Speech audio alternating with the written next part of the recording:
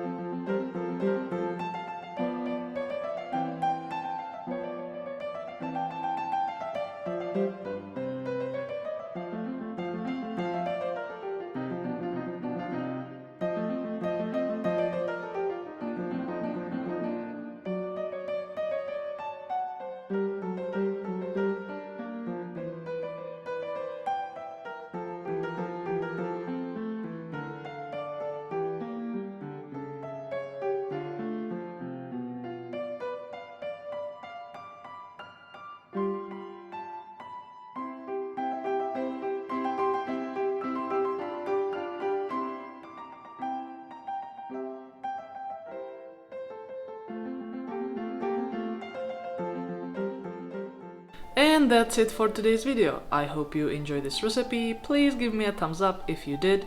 Follow me on Instagram, subscribe on this channel if you haven't subscribed yet, and I'll see you next time.